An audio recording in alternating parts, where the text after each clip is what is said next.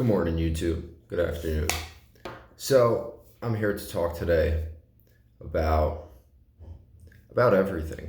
And the way that I'm going to start is I'm going to give a little background on how I view geopolitics, the things that affect global leaders in different regions, and why they process the things they do.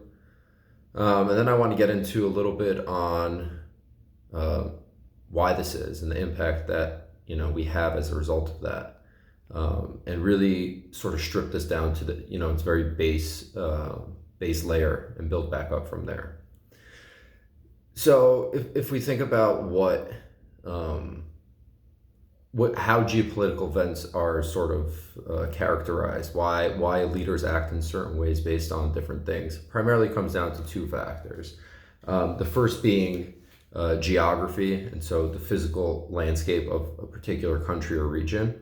And the second one is demography, how the population in that country or region looks.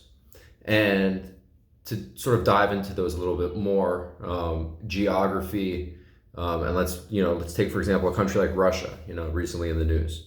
The Russia-Ukraine war could primarily be ascribed to two problems, and that's geography and demography. Geography first. Russia sits on a plain. They're open directly into Europe. That means that Russia's current borders are extremely difficult to defend from a military perspective, and they don't have any hard geological geographical features, mountains, rivers, large areas that are easily defensible. They don't have any of that on their current borders.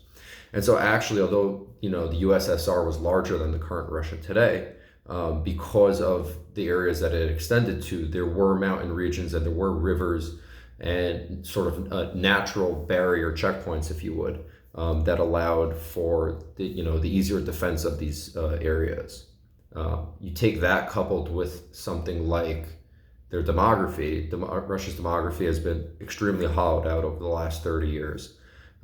Where they have many, many more older people than younger people, and their replacement rates, their birth rates the replacement rate for a standard generation in a standard country is 1.8 children per family.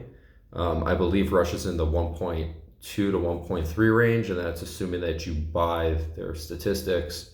And I think Russia put out a claim several years ago that they mysteriously found some 8 million children out in Siberia. You make of that what you want with that information. The point being that Russia is running out of young children. And the reason for that is obviously the collapse of the Soviet Union. There was an AIDS and drug epidemic that really ravaged Russia. And hard economic conditions did not allow for the replacement rates to come in. One could make the claim that Russia never really even recovered from World War I and World War II. And I don't have the data in front of me right now to back that up. But if you look at population graphs and trends, they never really ever recovered from there. And so these are, this is just one quick example. Is okay, why did Russia go, quote unquote, on the offense in Ukraine? It's because it's playing more like active defense, and the best defense is offense. And the reason for that effectively is because Russia finished upgrading their military in 2008, and they're only running out of children now. They don't have larger generations coming in behind, and that means they don't have enough soldiers to actually man these borders, which is why when NATO started getting more aggressive and they started pushing into countries that were historically on the border, or at least more neutral, I guess you could say, to the Russian cause. They started, becoming more actively hostile to how Russia views it. They felt that they had no opportunity, no choice other than to take what was in front of them right now. And so, for example, there are 9 geographical features or choke points, if you would, to get into Russia. And Russia's been steadily taking them back. If that was, through Georgia, if that was through Kazakhstan, now we're seeing them take back several in Ukraine. What they're trying to do is build out a hard, again, geographical barrier to get through that.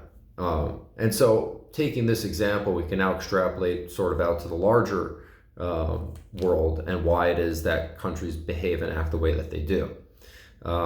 And so this is, just a very short step in what's going to be a much larger series on geopolitics and why we act the way we do and how we do the things that we do.